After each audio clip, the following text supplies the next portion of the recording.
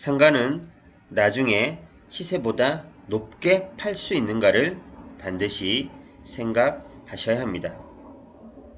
상가 투자를 임대 수익만 보고 판단하시는 분들도 많은데 그러면 곤란합니다. 매도까지 생각을 하셔야 합니다. 10억의 상가를 사서 월 300만원씩 임대 수익을 올렸다면 7년이면 임대 수익이 2억 5천 정도입니다. 그러나 7년 뒤 상가 시세가 하락해서 7억에 매도했다면 오히려 5천만 원이 손해고 7년이란 시간도 날아가 버리게 됩니다. 상가는 빌려서 장사하려는 사람에 비해 상가를 살려는 사람은 극히 일부이기 때문에 매도를 염두에 두셔야 합니다.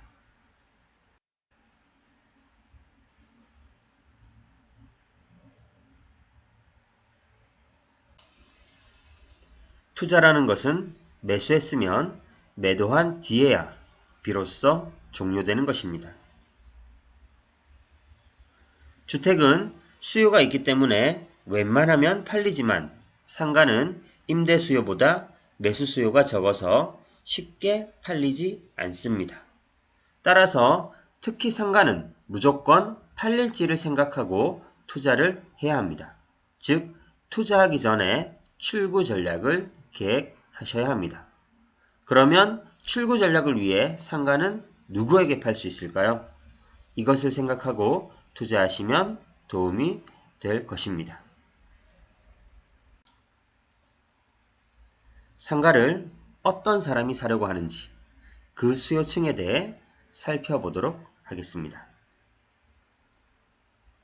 임차를 해서 사업을 하던 사람들이 자기 사업이 자리가 잡히면 그 상가를 매수하려고 하는 경우가 많이 있습니다. 월세 300에 임차를 해서 월 매출이 2, 3천이 나오면 사업을 하는 임차인은 현 상태가 바뀌는 것을 걱정합니다.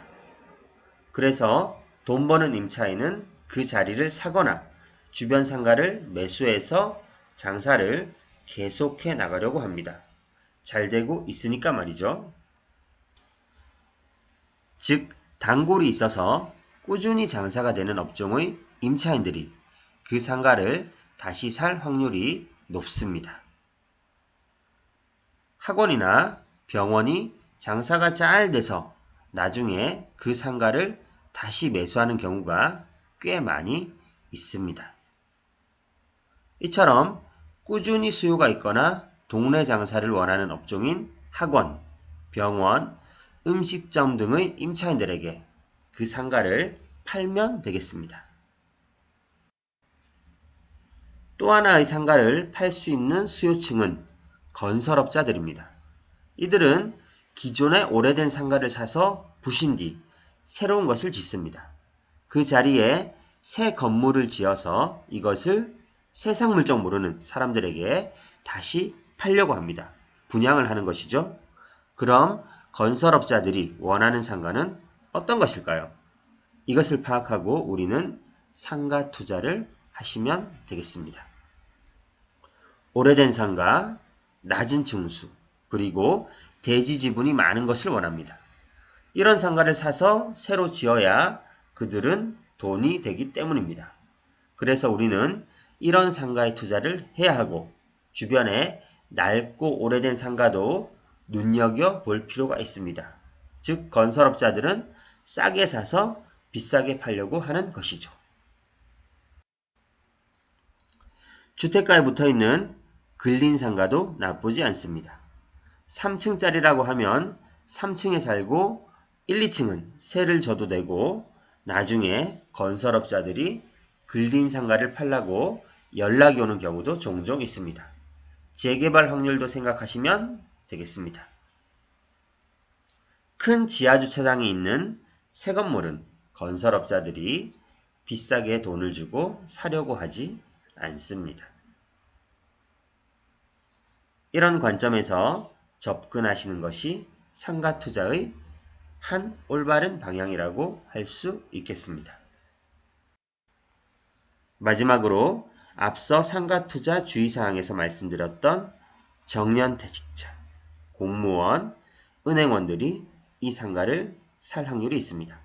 거꾸로 내가 상가를 파는 입장에서 이런 사람들을 만난다면 업자들과 마찬가지로 비싸게 팔면 되는 것입니다.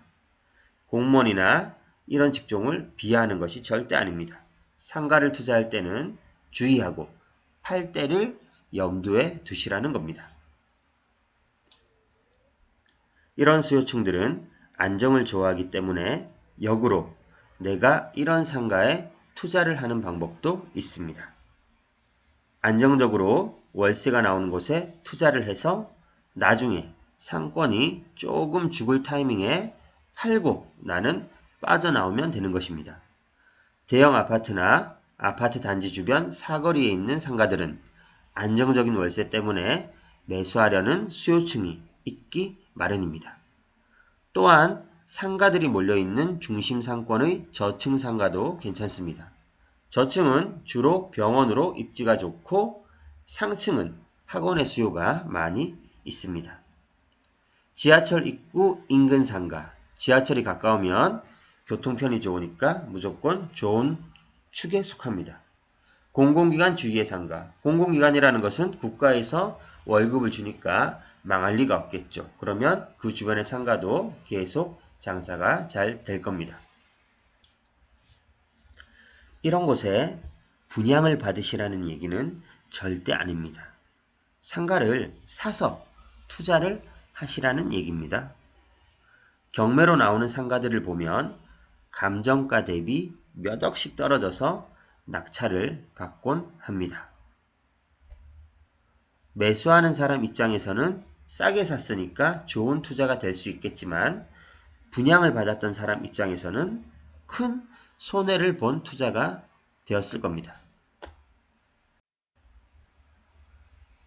이런 곳은 전국에 많이 있습니다. 상가 투자를 할 때 잘 찾아보시면 됩니다.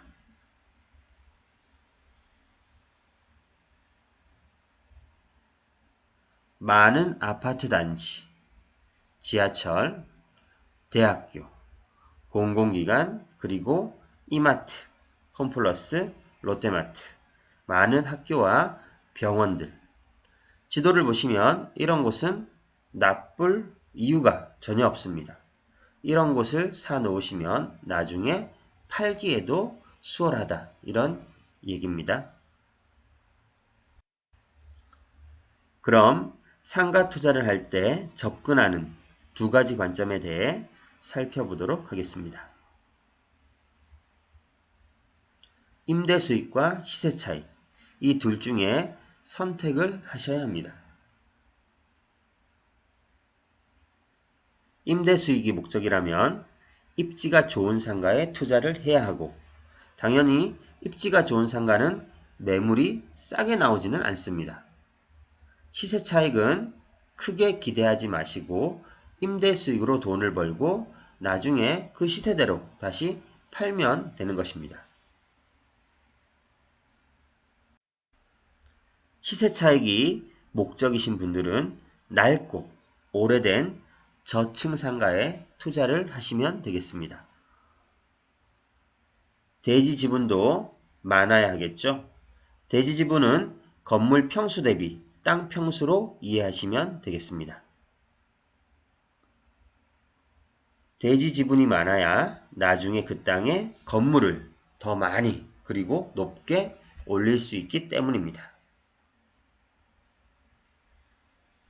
시세 차익이 투자이기 때문에 상가 월세와 대출이자가 비슷해도 보유하다가 오르기를 기다리시면 되겠습니다.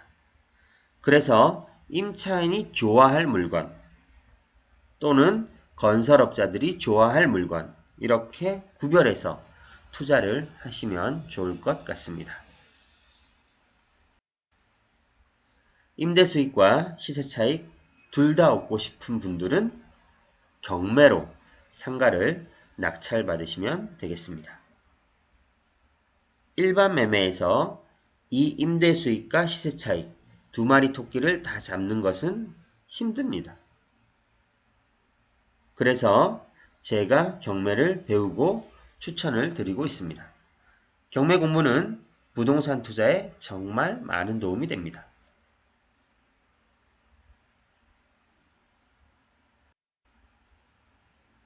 그럼 상가 투자 핵심 정리를 해보도록 하겠습니다. 1. 상가 분양은 가급적 피하자. 비싸게 살 수밖에 없습니다. 2. 수익 확정이라는 말을 믿지 말자. 책임을 지지 않습니다.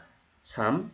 상가를 사기 전에 팔 수 있을까? 출구 전략을 미리 생각하자. 4. 임대 수익, 시세 차익 둘 중 하나에 집중하시기 바랍니다. 5. 경매로 상가를 낙찰받으면 이 두 마리의 토끼를 잡을 수 있습니다. 상가 투자 제대로 알고 투자하셔서 성공적인 수익을 올리시길 바라겠습니다.